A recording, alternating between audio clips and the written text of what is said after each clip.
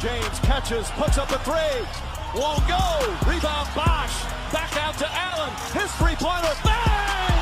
Tie game with 5 seconds remaining. A pleasant good afternoon, everybody. Welcome to the Lewis Sports Network. It is your boy Lewis coming at you once again with another heavy hitter live banger with yet another video. Smash the like button, hit that subscribe button.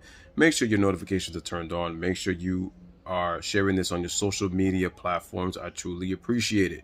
So we are on a continuation of Scottie Pippen. We are talking about how Scottie Pippen has claimed Phil Jackson to be a racist and that Phil does not get enough credit, he feels, in the 6 championships that he helped Michael Jordan win. But I'm here to dispel all that. And again, this is all, again, for clout, for Pippen to sell his book. And I mentioned before in the Pippen video that I made that if Scottie Pippen is more free, if he wants to do that, that's fine. Because he also has a new, bourbon drink that he has also, quote unquote, released. But let's dispel some of the myths that Scottie Pippen has been talking about. Because again, I'm going to say this. It's a shame that Scottie Pippen's son has passed away. I know he's been dealing with that. Maybe there must be something going on personally. I don't know. But like I said, rest in peace to Scottie Pippen's son. And I hope he can find a way to find grievance with that. And I hope he's been doing okay. But there's been a lot of resentment, a lot of frustration that Scottie has taken out on everybody. He's talked about Jordan. He's talked about Phil. He's talked about Barkley. I mean, he's talked about KD. So, so we're going to get back onto this, right? So, Scottie Pippen doesn't feel like he gets the credit that he deserves according to him, and he says he knows more than anybody and it's supposed to come out in his book. Okay, that's fine.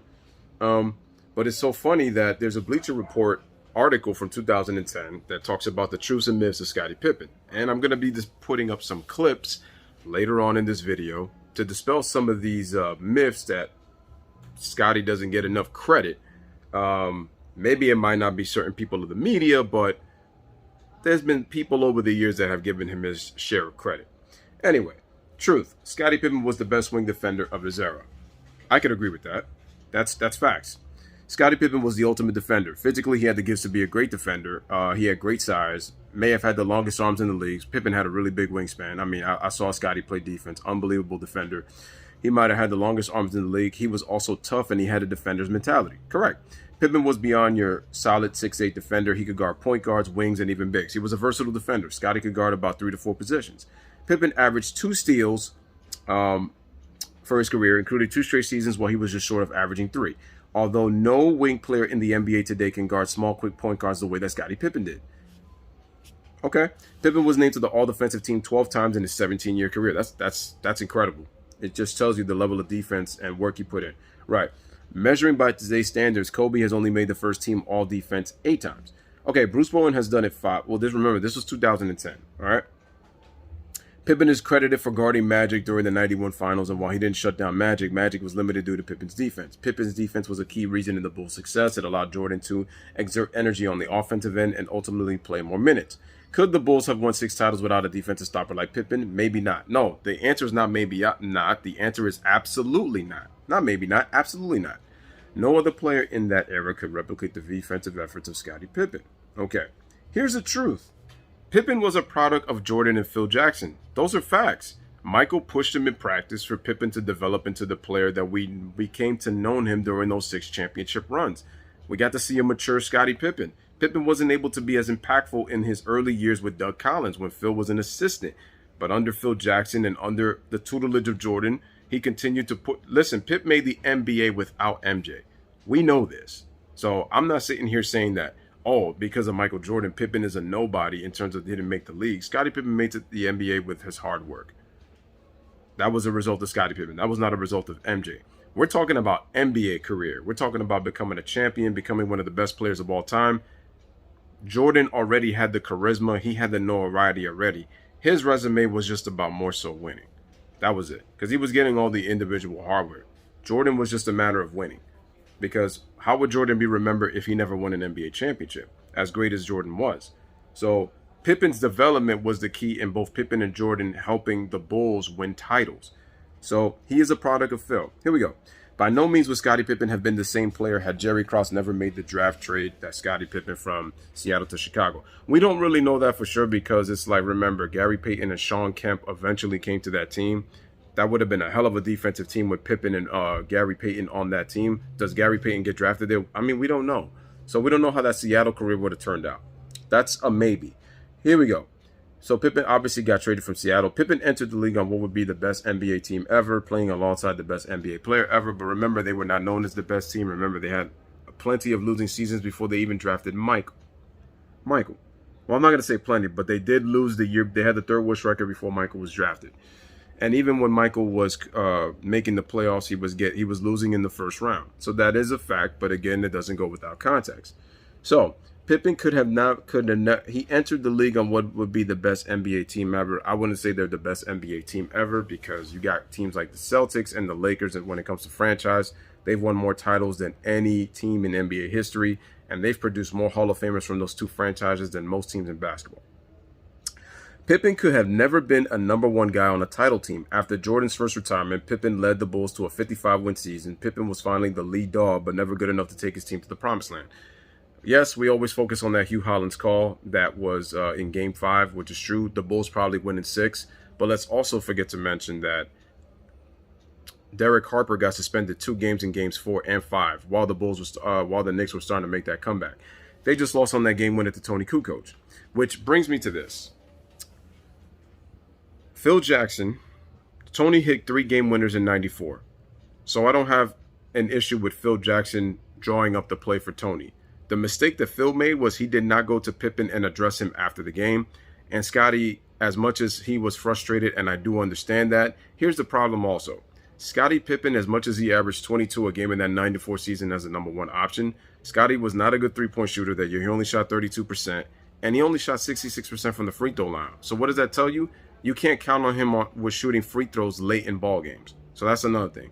Pippen has played big, and he's made big shots in his career, so I'll get to that to show you that Pippen has gotten credit over the years. It's just, again, he ended up quitting on his team with the 1.8 seconds as we get to here. So Jordan's first retirement, Pippen led the Bulls to a 55-win season, and I told you Horace Grant missed 12 games, Pippen missed the first 10, and they still were able to win 55 games despite the fact that John Paxson missed the first 55 games he missed 55 games that season. In the 93-95 season, Pippen became the second player to ever lead his team in points, rebounds, and assists. However, the team won 55 games, and they knocked out by the Knicks in the semifinals in 7 games. The next season, Jordan returned and played 17 games. The team won 47 and lost in the Eastern Conference semis against the Orlando Magic. I put that choke job on Jordan more than I do Pippen. Also, they were not a good rebounding team after losing Horace Grant in the offseason. Right?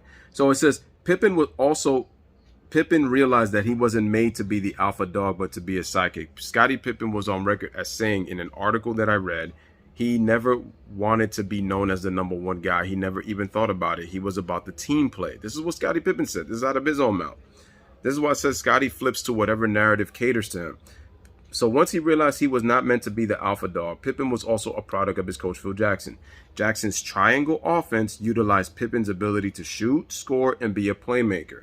Pippen did not become the player we know today until Phil Jackson transformed him from a guy who can average 12 to 14 points a game in 2 seasons to the greatest sidekick of all time, the greatest number 2 of all time.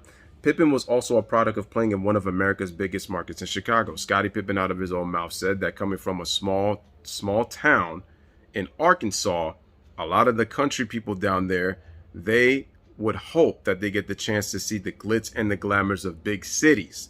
Scottie was fortunate to play in Chicago, a big market. Now, had Jerry Krause never made the trade for Pippen, Pippen would have been stuck on a mediocre Supersonics team at that time. Good team, but like I said, not at the level of championship contenders at that time. They would have been with the likes of Dale Ellis and Xavier McDaniel. Pippen wouldn't have gotten the attention or treatment from the media had he been playing in a small market, which is why I said playing with Michael Jordan was fortunate because, again, with all the charisma and attention that he received with the way he played, that also gave some shot to Scottie Pippen in further development. It's like Scottie forgot the commercials that he had been on in his career. Scottie was in quite a few of them. Okay, so if he played in a small market, we would have never known if he would have been an all-time great. We would have never known.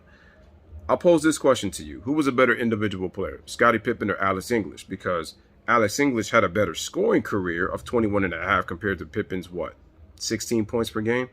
But let's face it, though. Nobody really heard of Alex English, and he's one of the most underrated players in NBA history. Not a great defender, but one of the best scorers of all time, right? Scottie Pippen is widely recognized, okay? There's a lot of guys who were influenced by Scottie Pippen in terms of getting into the NBA. Pau Gasol was one of them, international player. Dirk Nowitzki's favorite player was Scottie Pippen. And there's a lot of guys who idolize Scottie Pippen, I'm pretty sure, okay? English, the fact that English spent his career in a smaller city like Milwaukee and Denver, had English played in a bigger market and Scottie played alone in a small market, we probably would have think of Alex English as a top 50 player of all time. And the same goes for a player like George the Iceman Gervin, who played his career with the San Antonio Spurs.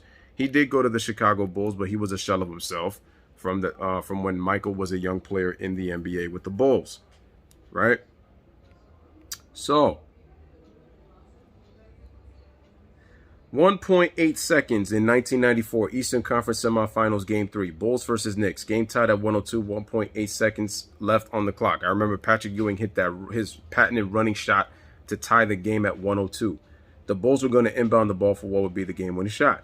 Bulls coach Phil Jackson drew up a play in which Scottie would inbound and Tony would take the final shot.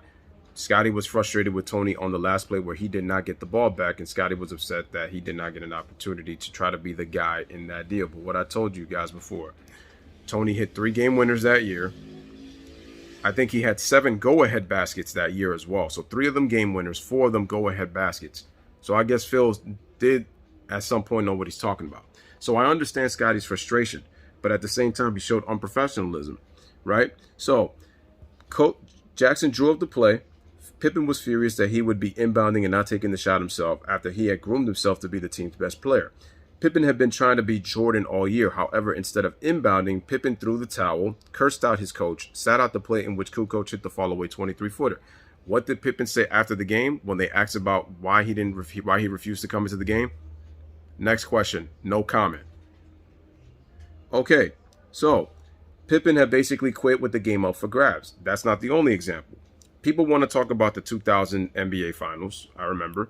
I mean, not the 2000 NBA Finals, the 2000 Western Conference Finals. Scottie Pippen, right, led the Blazers. He was supposed to come in, bring veteran leadership. He was supposed to bring clutch play to help that Blazers team that had Rasheed Wallace, that had Steve Smith, Detlef Schrempf, Arvydas Sabonis, a young Jermaine O'Neal, Damon Stoudemire, Bonzi Wells off the bench. Correct? Right? And so the Blazers were up 15 points. Now, there was some dubious calls that went the Lakers' way, but at the same time, the Blazers missed a lot of shots in that fourth quarter, and they were up 15. And also remember that even though Scottie was supposed to be presented as a leader, the plays were never really drawn for Scottie Pippen, which you would think as an option you would get, but that's not what Scottie's role was. So once the Lakers went on a 15-0 run, they lost 89-84 in that Game 7. Scottie fouled out with 25 seconds left in that game. He shot 3 for 10 and scored 12 points. Guess how many points he scored in the first quarter of his 12? He scored 9 of his first 12 points in the first quarter. Pippen scored 3 points the rest of the game. And in the fourth quarter, he only scored 2 points, and he was 0 for 3 from the field. The 2 points he scored were on free throws. He had 12 and 10. But the closing ability, that didn't happen in that Game 7. So it says everybody was waiting for Pippen to take over the game to be a closer and seal the deal for Portland. However, Pippen came up very small, scoring 9 of his 12 in the first quarter and going 1 for 7 from the field for the rest of the game. Instead of taking over the game, he watched Rasheed Wallace, Steve Smith, and Brian Grant shoot the Blazers out of the game. He didn't do anything. He just stood by and was barely noticeable. The Blazers needed a few baskets to seal the deal, and Pippen was nowhere to be found. He only took 7 shots the rest of the game. After starting the game, 2 for 3? Okay, every time the Bulls had the chance at the winning shot, they would rather have Jordan taking the shot with 5 guys on him rather than a wide open Scottie Pippen. And even though I said that Pippen has played big in big games, but to go him with game winners, that was not the case. Then it says he got the shot no matter how much he was guarded. Pippen wasn't the guy who put the team on his back and find a way to win in the worst of circumstances. Pippen was asked to be Jordan when Jordan left the game.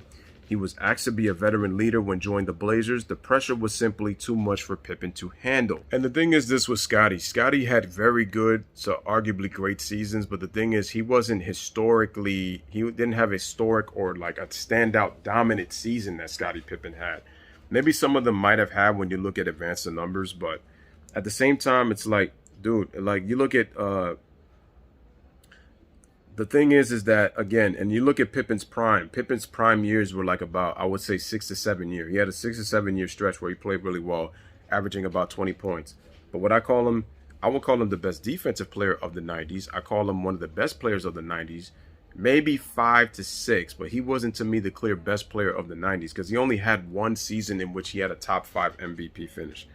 Hakeem Olajuwon was the best player in the 93-94 season. He was. He just was. Here's another thing that people don't forget. In Game 4 of the Eastern Conference Finals in 1998, Scottie Pippen had a chance to give the Bulls the lead and give them a 3-1 series lead. But here's the problem. So, apologize. That was Will Perdue talking in the background. But here's the issue with Pippen. He missed 2 crucial free throws. And then that set up the Reggie Miller 3-point shot. And remember, the Bulls were up by 1. So he could have put them up 2. Remember that Paul George was up 1 in Game 2 of the Western Conference Finals. He missed 2 free throws, and they ended up losing that game.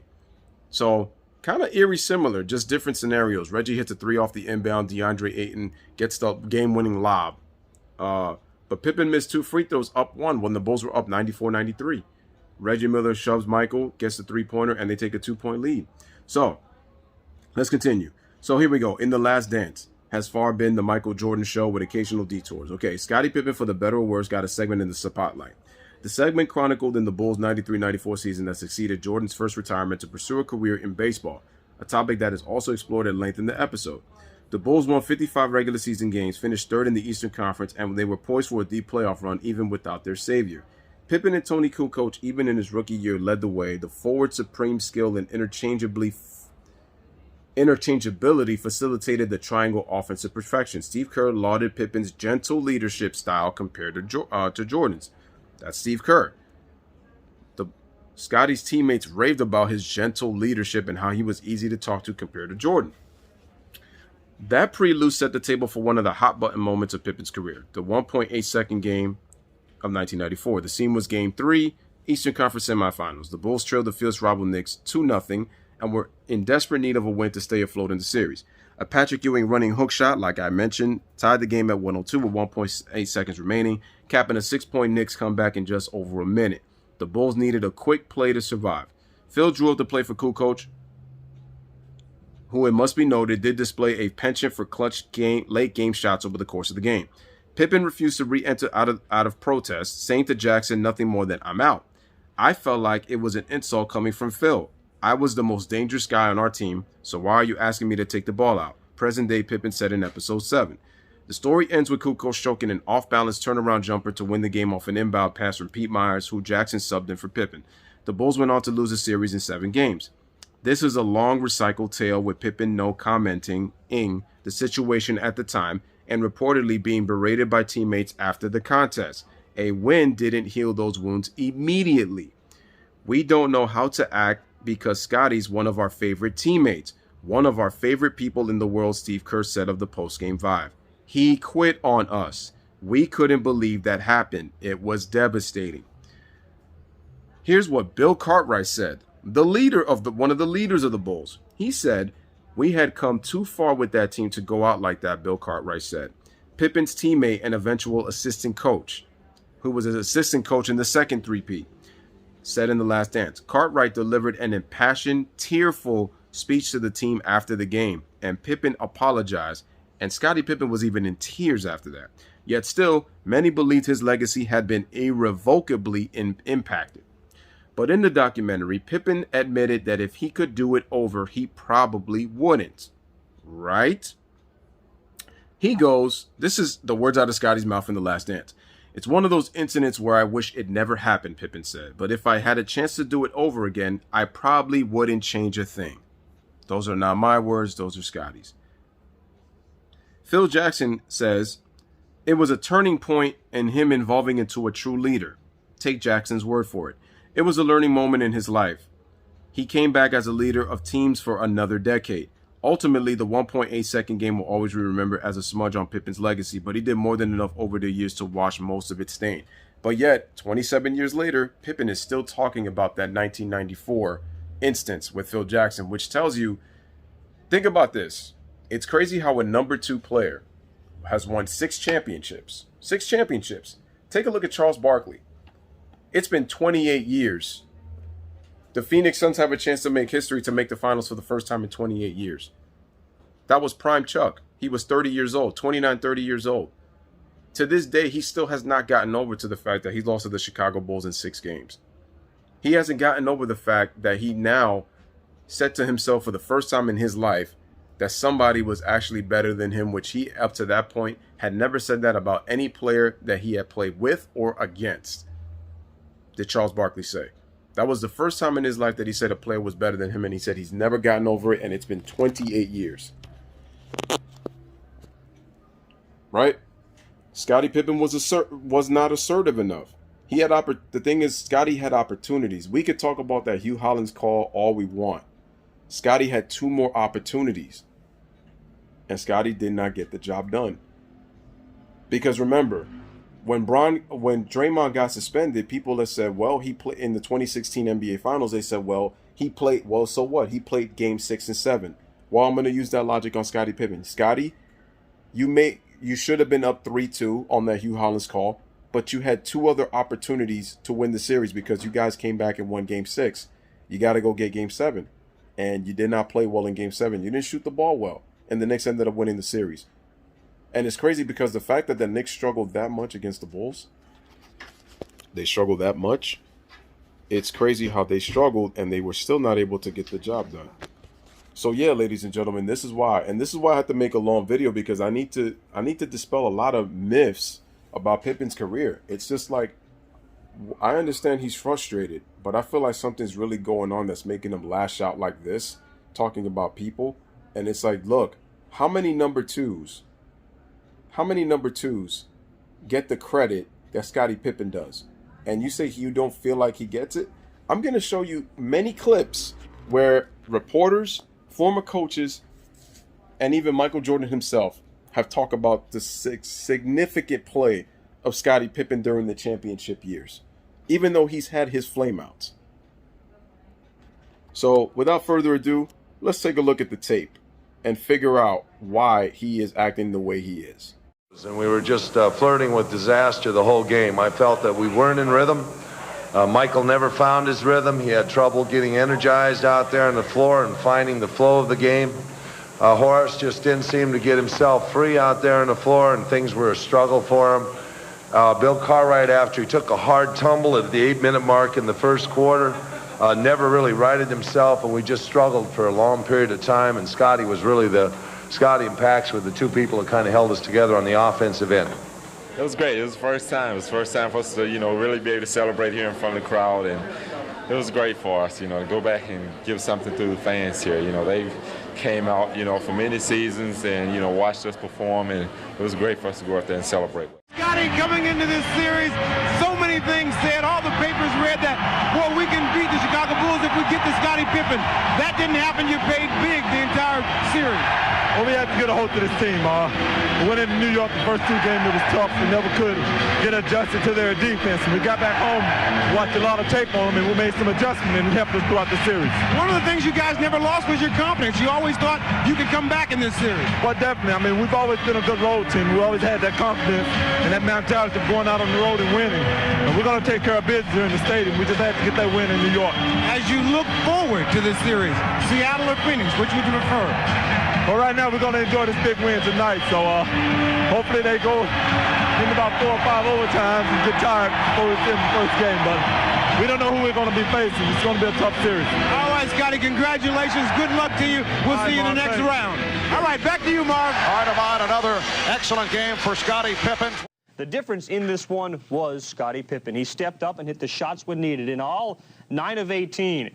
He ended up with the ball, even on plays designed for Michael, and still comes through. In games 5 and 6, he averages 5 more points and 3 more rebounds than he did in games 1 through 4. He hit on over 50% of his shots. Following the game, Phil Jackson talked about Scottie stepping up when Michael was down. It looked like Michael Jordan was exhausted out there tonight. I couldn't find enough time to rest him. He couldn't find his rhythm offensively, but we were able to find a way to win it, and that's the success of this team. Scottie Pippen stepped up big. We started rebounding the second half after a dismal powder puff first half on the boards, and it made a difference in the ball game. And they took the delay of game. They wanted to get a look at what Utah was about to do. 5 seconds remaining in regulation. The inbound. Pippen rolls it to Kukoc, and the Chicago Bulls have won their 5th championship in the last 7 years. Just 0.6 of a second remaining. It's a 4-point lead. There will. Now probably they'll say now it's over. The clock did run out. The Utah Jazz indicating that there still should have been 0.6 of a second remaining. But the indication is it is all over. The Bulls have won the title by defeating the Jazz 90-86.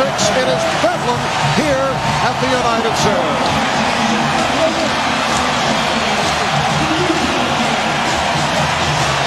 For Chicago, as Michael Jordan struggled against New York's defense, it was Scottie Pippen who hit 2 game-winning shots. Game 4, the off-balance one to win that one, and then in Game 6, a critical 3-pointer with a minute remaining in the game to seal victory for the Chicago Bulls. So again, it'll be those other players, the supporting cast, that will decide the championship round. Winning here convincingly. Pippen with the steal. Pippen all the way, and the Bulls off to the 2-0 lead. Chicago was 5th in the NBA this year in steals, averaging about 9.5 a game. They get their offense going immediately. Pippen, Scottie Pippen going glass for his second field goal. To the flow, the Bulls 24, Suns 18, Pippen off the screen, yes. And the shooting is picked up at both ends. Pippen is now 4 of 6. Pippen gets to it. Setting up Armstrong. Beautiful play by Scottie Pippen. Talk about driving a stake in the guy's heart. 24-second clock is down.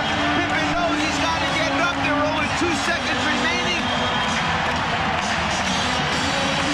Time after time, Scottie Pippen in this series has proven that he can come up big when they need him, relieve some of that pressure off Michael Jordan. Look at that stat. Last 15 years, 116s have been down 0-2. 3 have come back to win the series, make it 4. The Chicago Bulls, as Scott Williams concludes matters for a 96-88 victory. And it is Chicago going on to the NBA Finals. Chicago will attempt to three-peat, trying to become only the 3rd team in NBA history to pull off 3 in a row. Jordan dishes it off. Here's Pippen. Out of motion, play off the crowd. You just got to keep reinforcing with your team.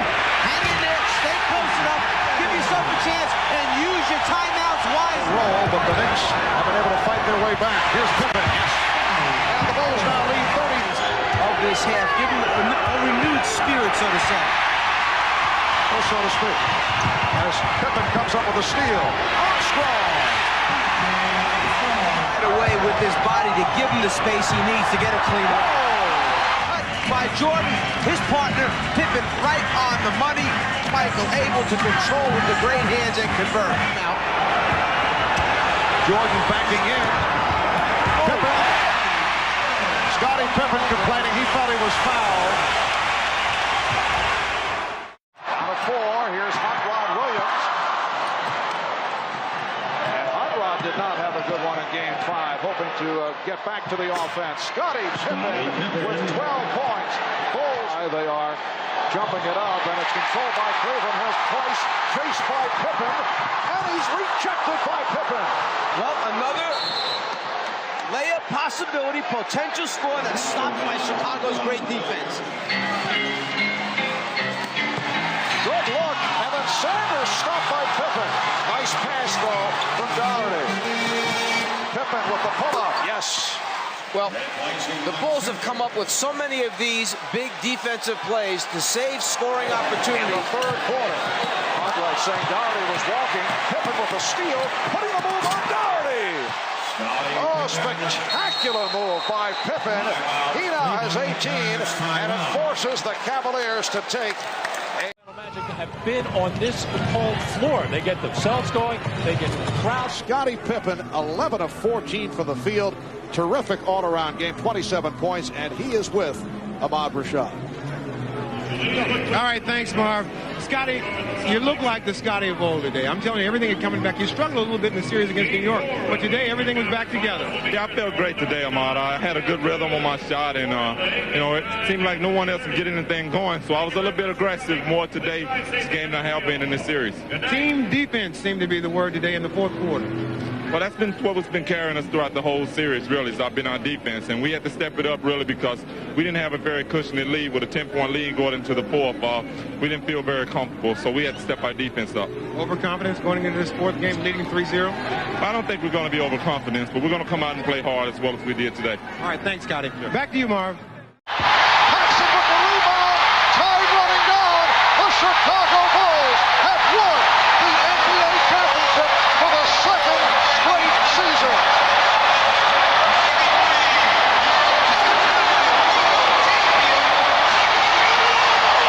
15 in the fourth quarter, with Michael Jordan watching and cheering from the bench most of the way as Scottie Pippen led a makeshift lineup. He was the lead gunner as they roared back, then Mike checked back in and delivered the stake into the heart of the Portland Trail Blazers. Jackson tonight knew his starting unit was out of sync.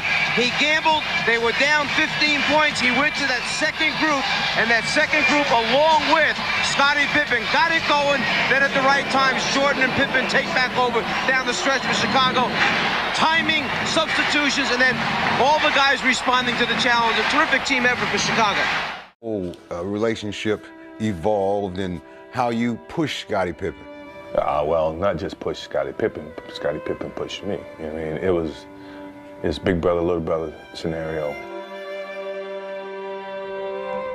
I knew the hard work that it took to get to that level.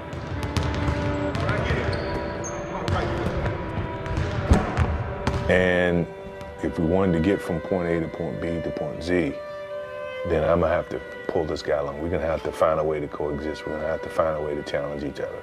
To come and trap and then go. Scottie, if you're there, you go. So, it was that, me pulling him along. Come on, man, let's go. Where you going? I'm ready. Let's go. You hear that? Come on. Okay. No. Let's go. Y'all miss out on this. That's entertainment. 145. To where, okay, if you're gonna play this game, you're gonna have to get like this. You could have just spin around. I thought when I saw you fake, you thought that someone came over. Karl Malone was at the top doing this. Okay. And the next thing you know, it's a tandem. It's a 3-on-1 with only Best back, and Pippen slams it in his face. I don't think you're gonna have two players like that ever again that grew and became more successful together. And success started to, circle themselves around the two of them.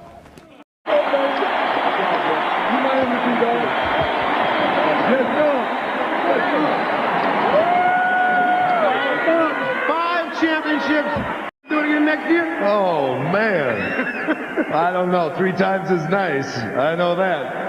I can't remember when it was. But you think you guys will get together and do it all again? Oh, tough question to ask us right now. We're just enjoying what we're doing. Celebrate. Go ahead and celebrate. To the two leaders on this team, Scottie and Michael, who did a wonderful job. Scottie and Michael, who did a wonderful job. Now, I know the destination is important, but I know that you enjoyed this journey this year. No, I didn't enjoy this journey. This was filled with injuries and suspensions, but we had a great run, didn't we? It was wonderful. Thank you. I want to take my hat off. Let me put it on. I want to take my hat off to the two leaders on this team, Scottie and Michael, who did. You said to Scottie that he was your MVP. Scottie Pippen is. Michael, you're named MVP, but as you accepted the trophy, you said to Scottie that he was your MVP. Scottie Pippen we're a tandem. It's hard to split us up. He means a lot to me when I go out and play on the basketball court. He relieves a lot of the pressure that I have to deal with. I try to do the same for him. It's hard to take this MVP by myself. He's got to take half of it. I take the trophy. He may get the call. Trust me. But that was building his own documentary because he knew he was controlling the cameras. You understand English? Yeah. Okay. So all those cameras that was working were working basically for Michael Jordan, not for the Chicago Bulls. But they were building the Come Fly With Me, the Air Jordan videos. That's what it was. That was not naturally spoken. Okay. All right. That was rehearsed. Okay. Who would do that?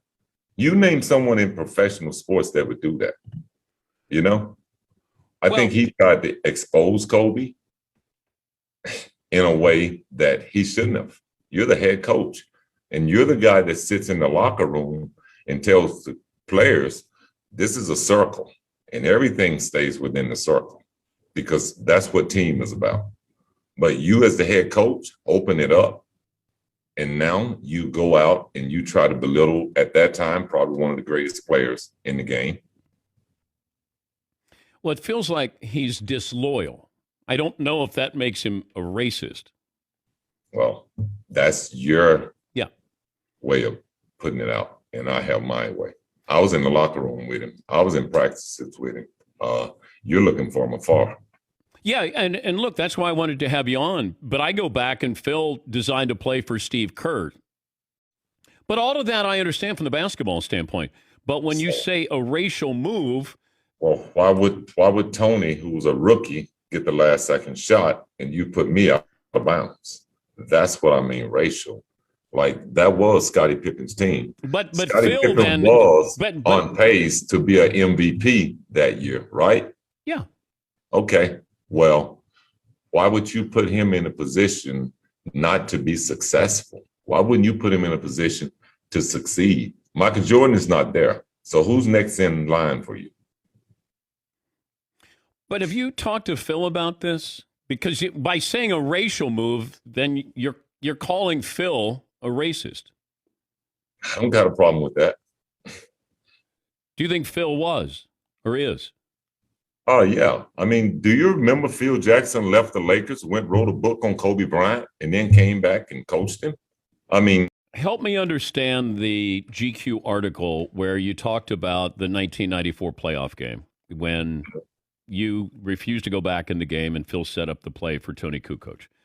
Well, I mean, it's not much to be said. If you go back and look at when Scottie Pippen entered the Bulls and when Tony Kukoc entered the Bulls and who deserved the last shot of the game. No, I understand that, Scotty. I'm just going by what you said. You said you need to read between the fine lines, and then you go on to say it was a racial move to give him, Tony Kukoc, a rise. So, well, I mean, if you knew that Scottie Pippen had been with the Bulls from 87, battled through the Pistons and every other team that we had to get to those 3 championships, wouldn't you give Scottie Pippen one opportunity to get a last-second shot without Michael Jordan? Like, 1 year without Michael Jordan. Can I get one shot? Like, I'm doing all the dirty work. But that's true. I believe Scottie was frustrated. Scottie had been number 2 for 7-8 years. Number 1 steps away. Number 2 believes that once number 1 is away, I'm number 1. Because you would have never asked Michael Jordan, not saying that Scottie Pippen was Michael Jordan, but you would have never asked Michael Jordan to inbounds a ball to me. So why, if it's my time, I've been the best player, I was the All-Star Game, Skip, remember, he was the All-Star Game MVP. He was. So why are you asking me to do that? And considering what Scottie must understand is that this was never going to go away. This is the one thing that you can't come back from, Skip. He won 3 more championships, but they still go back to this. Yep. Skip, Shoeless Joe Jackson has the second highest lifetime batting average in baseball history, 358. Yeah. But that's not what he's known for. But that whole team was the Black Sox scandal. Skip. Yeah. You can't, Skip, the worst thing an athlete can do is quit. Ain't no way around it, Skip. I like Pip. He quit. He refused to go in the game. He said, you know what? I'm going to sit right here. Bill Cartwright is begging with him. Scottie, don't do this. Get in the game, bruh. No. So he quit.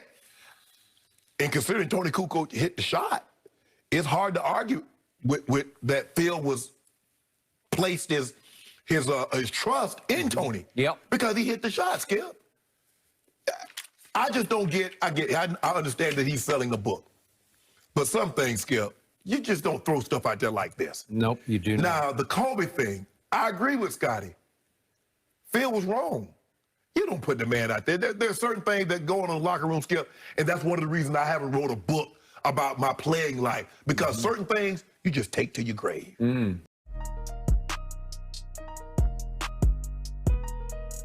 Taken by Iguodala. They do have a timeout. Decide not to use it. Curry, way downtown. Bang! Bang! Oh, what a shot from Curry!